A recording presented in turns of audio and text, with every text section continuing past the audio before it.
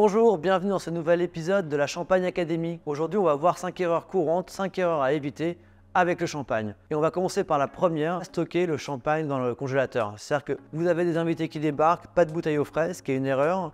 Mais néanmoins, il faut trouver une solution. Vous pensez au congélateur, on met la bouteille, on l'oublie un quart d'heure, 20 minutes, on se dit que ça va être impeccable, qu'elle va être à la bonne température. C'est une mauvaise idée pour plusieurs raisons. La première, c'est que ça va abaisser brutalement, ça va faire un choc thermique sur la bouteille de champagne, ce qui n'est jamais très favorable, dans un sens comme dans l'autre. Un coup de chaud ou un coup de froid, c'est pas bon pour le vin, c'est un objet vivant le vin, et là, clairement, ça va pas l'aider. Il y a le risque que ça descende trop bas, que ça abîme le champagne en tant que tel, que ça commence à geler légèrement, et puis ça risque aussi d'avoir des arômes anesthésiés, c'est-à-dire qu'on l'a vu dans d'autres tutos, un champagne trop frais, c'est un champagne qu'on n'apprécie pas, qu'on goûte pas bien parce que les papilles sont un peu glacées et donc perdent de leur sensibilité, et donc on va passer à côté du champagne. Donc idéalement, moi ce que je fais en tous les cas, c'est que j'utilise ce genre de choses, un rafraîchisseur qu'on laisse au congélateur, pour le coup on le sort, on le met autour de la bouteille, et en fait c'est ce rafraîchisseur qui va amener tranquillement mais assez rapidement malgré tout la bouteille à la bonne température. Donc grosso modo, en 10 minutes, un quart d'heure, on a une bouteille qui est à température de dégustation, qui va rester à la bonne température avec le rafraîchisseur, et ça va être beaucoup moins brutal et beaucoup plus efficace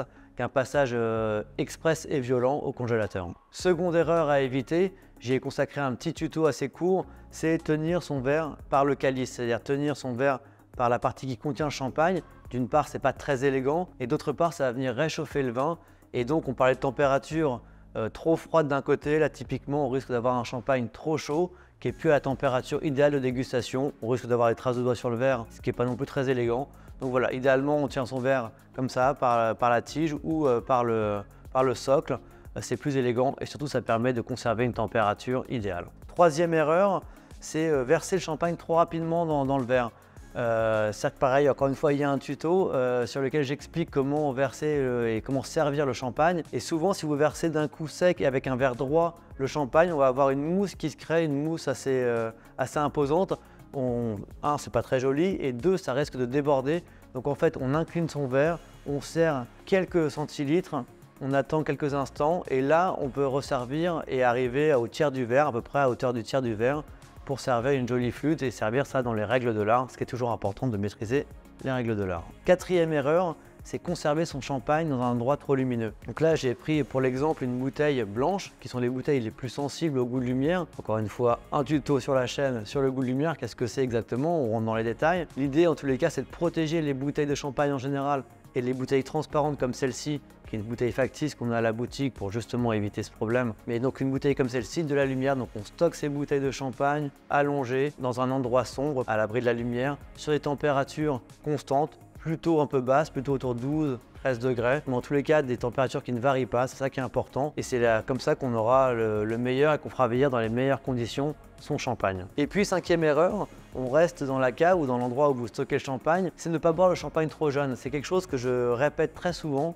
Pour moi, c'est important de laisser vieillir ces champagnes. Le champagne, encore une fois, je le dis à longueur de vidéo, c'est un vin de garde. Un champagne s'épanouit avec le temps. Alors évidemment, c'est pas une durée de garde infinie, il y a des moments différents. Pour moi, la règle, c'est d'acheter des bruts sans année, des champagnes non millésimés, un an avant de les boire à minima. C'est-à-dire que je vais acheter typiquement, là en novembre-décembre avant Noël, les champagnes que je boirai au Noël suivant ou un peu plus tard, c'est pas un problème. Et puis pour les millésimes, là ça dépend du millésime, c'est plutôt 1, 2, 3, 4 ans, 5 ans éventuellement. Encore une fois, c'est très variable selon les années. Les années chaudes vont nécessiter moins de garde pour arriver à l'optimum de dégustation. Les années plus froides, plus tendues, plus fraîches, donc plus acides quelque part, vont demander un petit peu plus de temps pour que le vin s'arrondisse et prenne toute sa complexité. Sur le site, vous retrouverez un tableau où on passe en revue tous les millésimes, on donne pour chaque millésime son potentiel de garde, sa typicité, l'optimum de dégustation, et puis tout simplement sur chaque fiche produit également sur le site, on donne comme ça une courbe de dégustation où vous verrez un petit peu l'apogée du vin. Mais donc évitez d'acheter une bouteille pour la boire